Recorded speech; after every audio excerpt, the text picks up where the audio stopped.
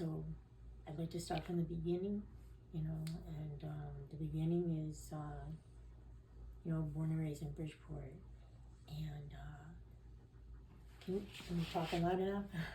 Oh, you got Yeah, yeah. and I got 2 brothers and a sister. My mom and dad are still together, and I'm a good person for the most part, but I feel like I lived the life of 9 lives, like a cat. I feel like part cat. Right, You right. know what I mean, Mhm. Jay? I mean, we clicked as soon as we met. You know what I mean? And through my friend Nikki here, who's sleeping. And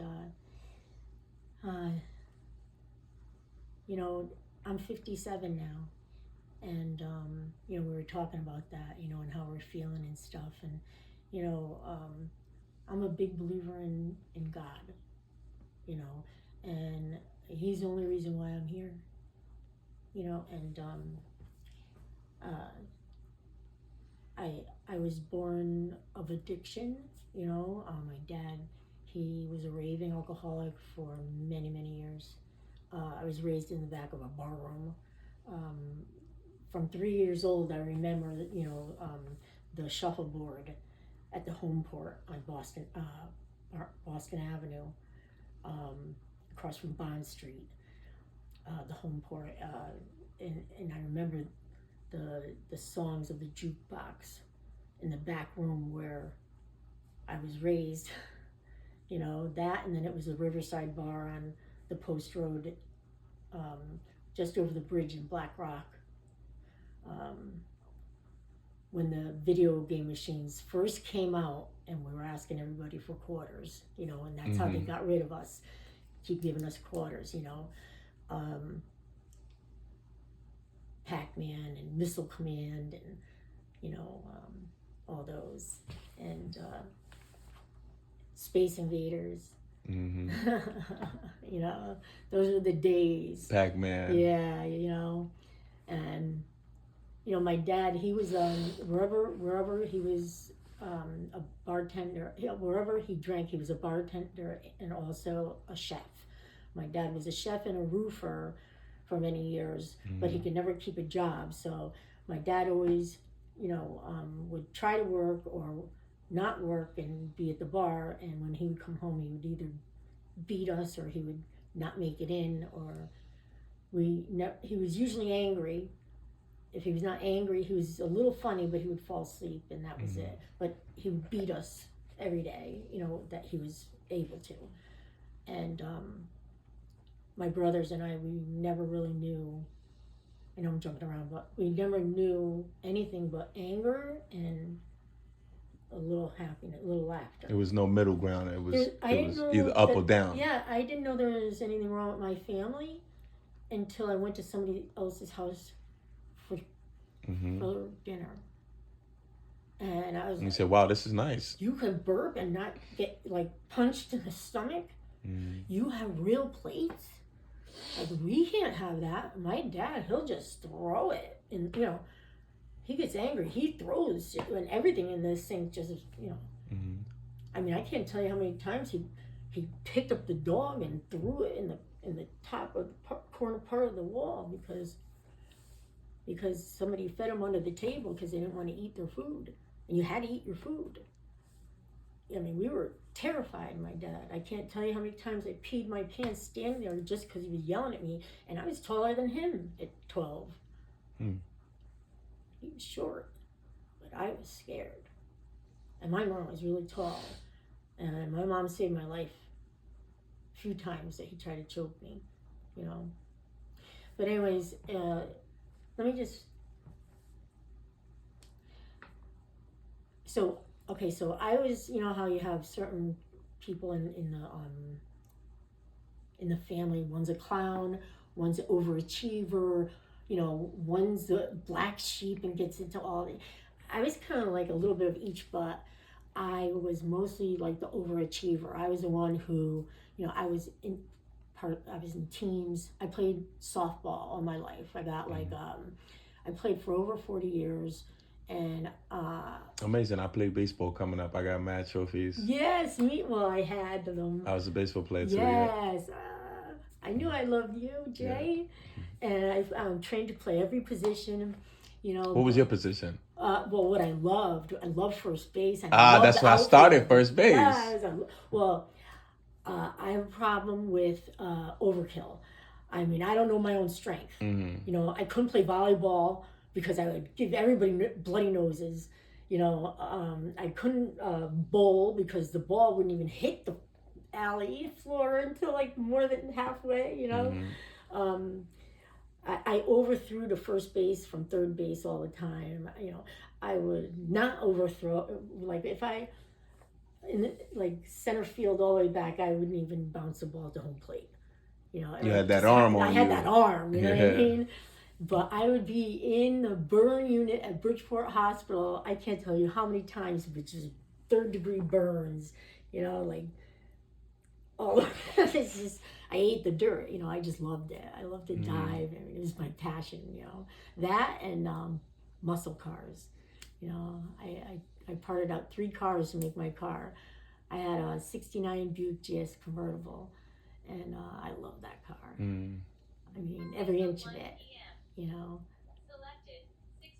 But anyways, so you know, those are the things that made me happy. Those are the things that you know. What I did, anything I did like 150%. I was just like, wow. You know, I just thought, okay, I'm a little passionate. I'm just a passionate person. No, I'm not Italian, you know, because my hands are all over the place, you know. I'm Hungarian, you know. My dad's 100% Hungarian, and my mom, she's like Belgian, French a little, and a little Irish, Slovak, and German. My kids are German. Yeah, Eastern European is what I am. So we're all blonde with blue eyes and tall. And then my sister, she's short with dark hair. We call her the mailman's daughter. But yeah. And you like the middle child or the oldest? I'm or? the second oldest. Second oldest, yeah. Okay. But I do have a brother, a half brother, Michael, that I found out that I had when I found out that I was pregnant with my son. That I went to tell my mom that I was pregnant. And I chose to call Michael, and then she told me that I had a brother named Michael. My son is named Michael. Image and he was born on Christmas. God, face of God. My son is December 27th. My son was born on Christmas. Jay, yeah. That's crazy. His name is Praise Michael. God. His name is Michael de Jesus. Michael Lawrence. Isn't that something? And I have a Mikey Jr., Lawrence. Yes, my grandson. Yes. Isn't that great? Praise God. Yes. So you say you had a testimony and yes. That. Okay, so, well, these are all like, you know,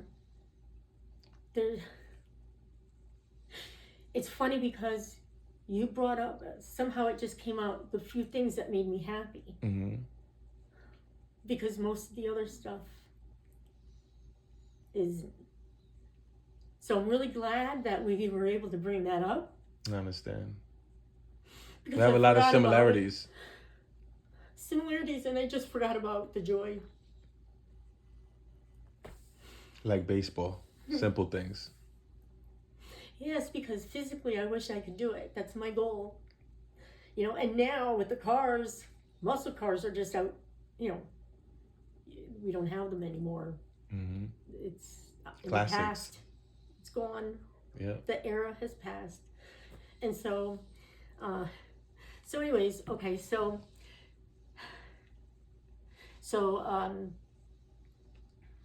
when I was 15, I got bit in the face by a dog. I got 200 stitches. Wow. And it was my friend's dog. I was playing with him all day, and he went downstairs to do laundry, and I just figured if I pet the dog, he'd get out of my way, and, you know, I'd be fine. But he didn't. We locked eyes, and It was a Japanese Akita. It was a Mm. big ass dog.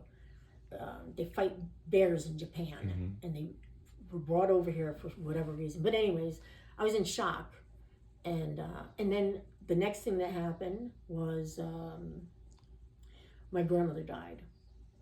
New Year's Day, 1985.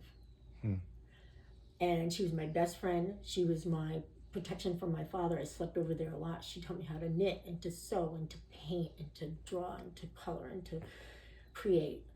And she was just my everything. She taught me everything. And then I was raped, and I was a virgin by 2 men. One was a guy that was in my class, and the other was a guy that was my brother's age, 18. And, he was of a different race.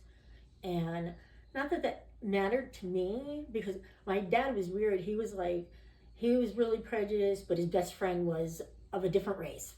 You know what I mean? Like, it was like, I had mixed messages, but I was raised in inner city Bridgeport. I loved everybody. You know what I mean? So, but it's something. I'm sorry to hear that also. Yeah, it's just, it's something I went back and forth with all my life because of society and what society was trying to tell me.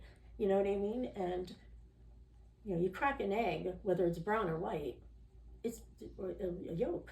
It's going to taste the same. That's right. And so, anyways, so those 3 major things happened. So there went my trust, my beauty, my purity, my innocence, everything, my identity, what I believed in, just questioned God. And I was a church girl, I went to church all the time. I loved Jesus. And so when I went to the shower, I couldn't get clean enough, and I couldn't get, I couldn't look in the mirror. I didn't know who she was, where she was. I was hollow. So I never smoked a cigarette in my life. I was still playing with Barbies. Mm-hmm. And what age was this, 15. If you don't mind me asking? 15? Yeah. I was into softball. That's it. Yeah. I never wore makeup, nothing. I wasn't interested in boys. I was in Girl Scouts, and so. You think that's what switched your life? Dove into drugs, and I was so promiscuous. And I used men like they used me. If I wanted something, I got it. That was it. Screw you. I was done with bars by the time I was 17 or 18. Done. Mm-hmm. When it was of age, because that's when it was of age. Right. And I was just, I was bored. And because you lived it so young. That by the time you got of age, it was like, man, this ain't fun no more. I mean, it did didn't this matter. already. Yeah, like I always hung with people older than me. Mm-hmm. And then, I was already freebasing at 17. I did everything except the heroin. I stayed away from the heroin, but I liked the coke. I liked the freebasing. But that was when like the Tunals and the Seconals and the Quaaludes and the Black Beauties and all those kinds of things, and everything was pure. And the acid, I was really into acid and mushrooms and, hallucinogenics. Anything that would bring me as far away as possible so I can create my own world. So I felt more normal the further away I got from reality. To run away from the pain. Right, but like I thought I could communicate better with my mom when I was furthest from reality. Yeah. But I didn't think I was intoxicated. I thought I had more control the further away I was. You felt like you finally had a voice. Yes. Yeah. It gave you the courage to be control. You. Yeah. The further away I went, the more control I had. Mm-hmm. So, I wouldn't just take one hit of acid. I would take, like, a whole bottle of Visine, one drop of a dropper is 4 hits of bladder, I would take the whole dropper full, right, which would be 64 hits of bladder, which is unheard of, and it's pure back then. You know what I mean? And it's like, if I did that once and I survived it, I figured I was invincible. Oh, I'm going to do it again. I was invincible. I mean, I really thought I walked on water. I was the only one who could drive while being under the influence of so much, and nobody else could, and they just thought I was a goddess. Yeah, high tolerance. You know, I mean, even like later on in life when I touched PCP, people are like, how could you drive? Mm-hmm. And I'm like, well, I can't with you freaking out while I'm driving. But anyways, that's neither here nor there. But that's how crazy out of my mind I was. So my mom one day just says to me, I want you to go to a healing mass at church. And I says, Mom, I'm going to the bar tonight, getting some wines and getting drunk. It's the weekend. And she's like, please come. It's right down the street. I'll drop you off. Mm-hmm. And I'm like, you know, she's been begging and begging and begging. I'm like, fine, I'll go. So I went there with her, and we were about halfway down the aisle. And I'm sitting there, and I'm probably rolling my eyes, I'm sure. And the priest is talking about healing and the power of healing. And he starts talking about everybody's here for healing for one reason or another. And he says, you know, a little girl, 2 years old, running down her driveway, she falls and she skins her knee. And her knee hurts. What does she do? She runs to her mommy. Mm-hmm. And she's like, Mommy, kiss it, make it better. And Mommy kisses it, and what happens? It's better. It gets better. And what is that? It's the power of healing. She believes, she has faith that her mom is going to heal it. That's what we need. We have to have faith and power in God and believe that he's going to heal me. Something like just kind of jolted my brain a little bit, like subconsciously, you know. And so he starts walking towards us, you know. Oh no, I know. He says, oh, now I can't see without glasses, like far away. All of a sudden I focused on his eyes, and his eyes focused on me, and he looked directly at me, and it made me like, holy shit, you know. And I grabbed my mom's leg, and my mom's like, you know, really strict in church, like, what are you doing? You know, don't embarrass me. And I'm like, he's looking at me, and she's telling me to shh. And he says, I know, just hold on. I know you'd rather be down the street or something. And I was like, what? He knows what I'm thinking. I'm like, holy shit, he had my attention. I got really hot all down my body. I'm like, did he really just say that, or did I just fucking imagine that? And then I'm like, oh my God, I'm thinking fuck while I'm in church. And so he starts walking towards me, but he stops at a guy on the other side of the pew, and he says to him, why are you here? And the guy's like coughing. He's like, he's like, oh, I have this cough. He's like, I can't eat, I can't drink, I can't drive. He's like, I can't sleep. So the priest says to him, Jay, he says, do you smoke? And the guy says, well, yeah. And he says, let me have him. And he says, no. And he says, we want to be healed, but we don't want to do what we have to do to be healed. To put the work in. Right? And all of a sudden, like a little light bulb went, you know, like, let go of the drugs. Like, just let them go. So this is when you finally got clean, or this is? I got clean. This is my first 17 years that I had. All my 20s and 30s, I was clean and sober. I got healed. That night, I went to a meeting the next day. I was healed that night. Mm-hmm. I went to a meeting then because it was a weekend. Yes, I went to a meeting the next day, and an NA meeting because I knew where it was because the seed was planted already, and I was familiar with where to go. Um, and it was a miracle. The taste for drugs and alcohol was slapped right out of my mouth.